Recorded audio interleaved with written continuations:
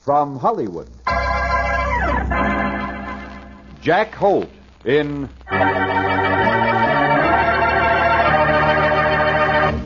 The Unexpected.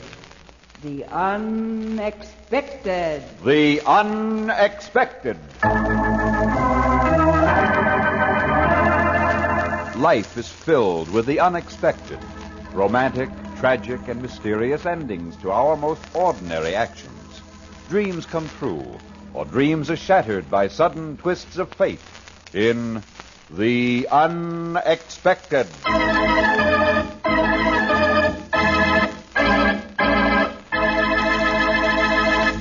But first, a word from your announcer.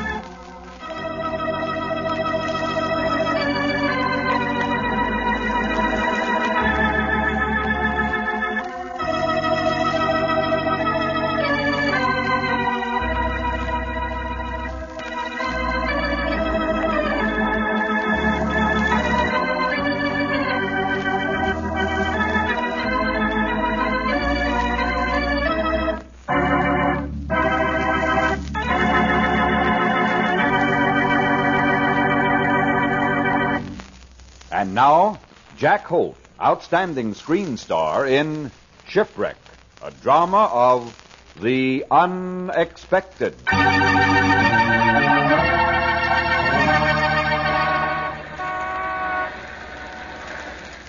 Hey, mister, can you let me have a dime for a cup of coffee?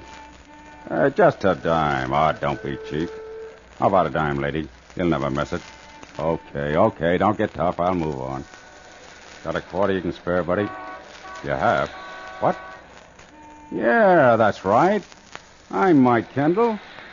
Do I know you? Oh, sure, I remember. You used to go out on the Mermaid in the summer. Yeah, she was quite a boat. I'd still have her if it wasn't for Aggie. A woman can make a fool out of a man. An awful big fool. Well, at least, that's what Aggie did to me.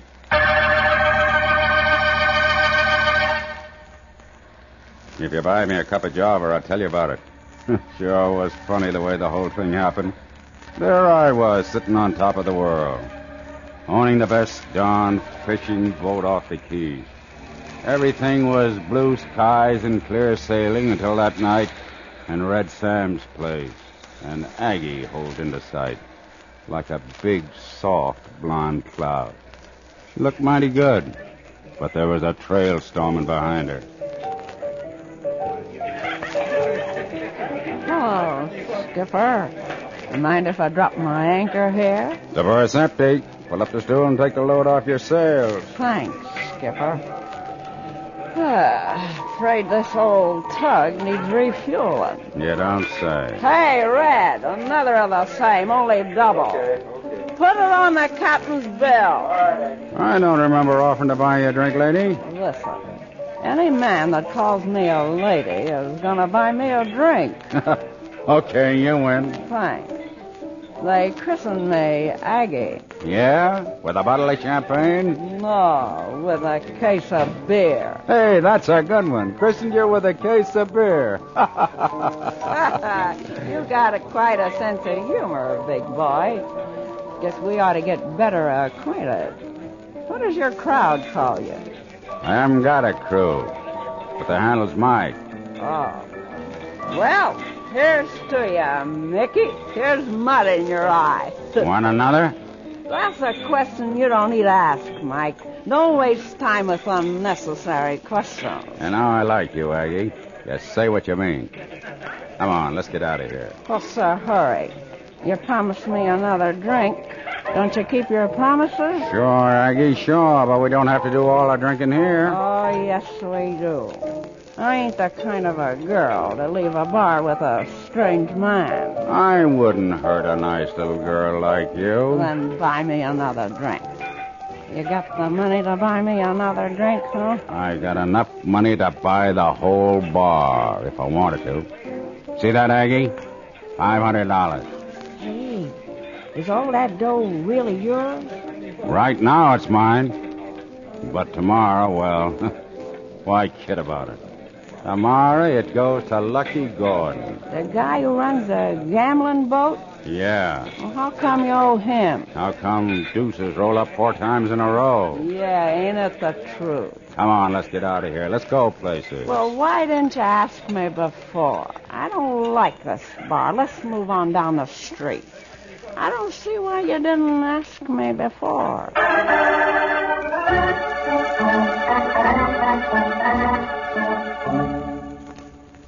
I had my arm most of the way around Aggie's waist as we staggered out in the street.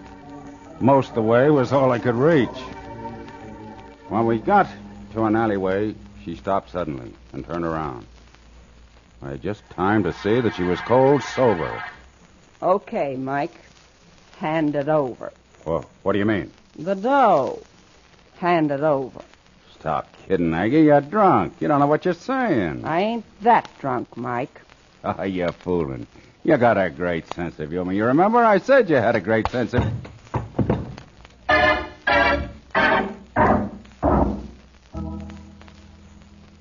Yeah, mister, you guessed it.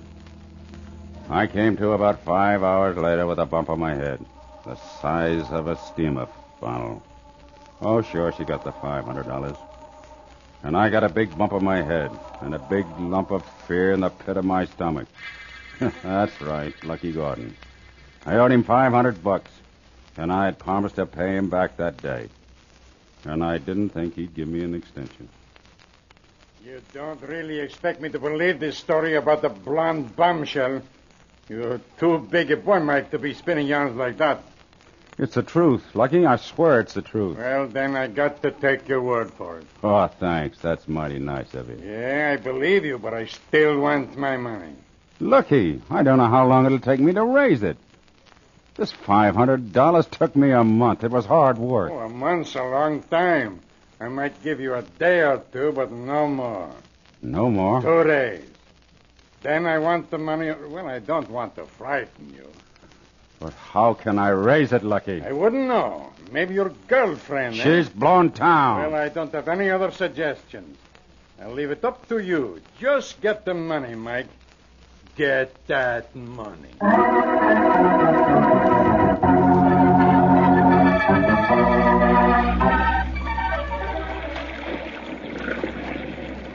As I steered the Mermaid away from Lucky Gordon's gambling ship with the roulette wheel painted on her stern, I had a strange weakness running down my arms, making my fingers limp. At first, I couldn't tell what it was. But then after a moment, I knew it was fright, sheer fright. I had seen what some of Lucky's men had done to men that they'd worked over. Or rather, I'd seen what was left of them. I couldn't let this happen to me. I couldn't. I had to get that money some way, somehow. I sailed the Mermaid in the dock at the city pier and made her fast. I looked up the weather station on the dock and saw the storm warning. They didn't sink in for a minute. And then they hit me, like the U.S. Missouri plowing into a heavy sea. Suddenly I knew where I'd get that money for Lucky Gordon.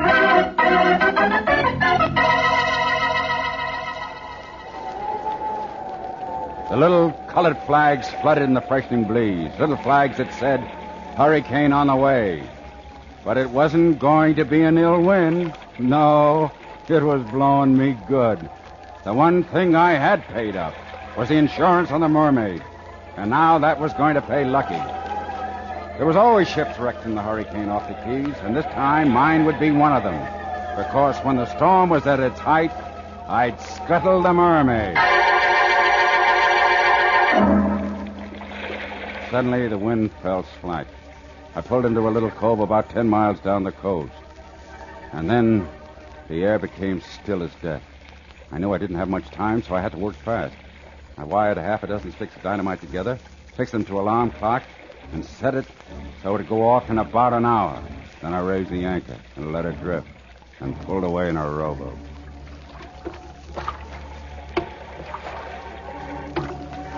I just reached the shore as the storm broke, and in an instant I was soaking wet. But I laughed under my half-frozen skin, laughed because I knew that in the middle of this howling night, the mermaid was going to blow herself skyward and then go down in 1,000 pieces. It was a cinch now. Tomorrow I'd collect that money, play lucky, get another boat and start again. It was a cinch, believe me.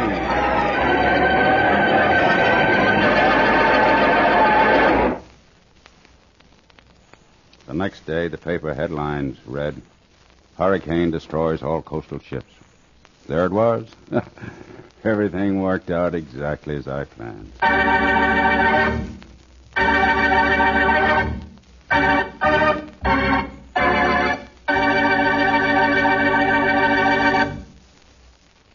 You think the story is over, don't you? But wait. Fate takes a hand. Wait for the unexpected.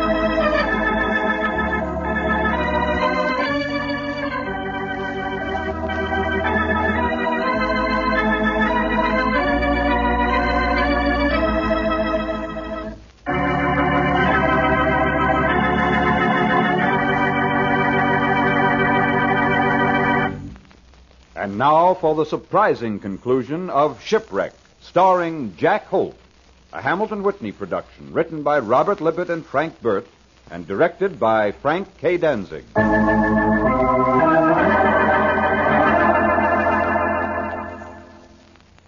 I had my story all figured out when I walked in the insurance office the next morning. And I tried to keep the smile off my face as I spun the yarn to Mr. Jackson, the claims adjuster. I had to wait till the poor mermaid went down, and then I rowed ashore. It was tragic, I tell you, sir, to lose a ship like that. Yes. Yes, you have my sympathy, Mr. Kendall. You say you saw the ship go down? Yes, sir. About 4 miles offshore. Couldn't get her to the coast. Very interesting. Very interesting. You see, the mermaid was found this morning. Found? Well, I should say what was left of her. The wind changed last night and carried your craft ashore before the dynamite you set had time to explode. What? Yes, the evidence is all there. We're going to have to prosecute. But I... Too bad you tried this, Kendall. If the mermaid had been docked at her pier, she'd have been destroyed last night. What do you mean? The hurricane destroyed everything along the waterfront. Every ship went down. If yours had been there, we'd have paid off, of course. Too bad, Kendall. Well, I didn't wait for the slow process of the law or the quick process of Lucky Gordon. I left town and, well, here I am. Thanks for the coffee. And say, if you got any change you can spare, I could use it. You see, I'm saving up to buy a boat.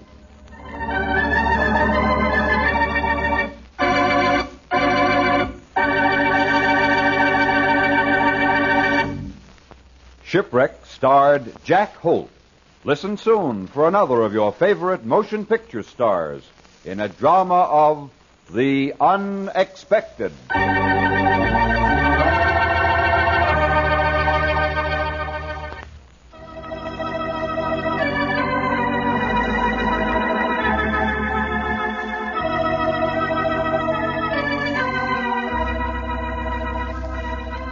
This program was transcribed in Hollywood.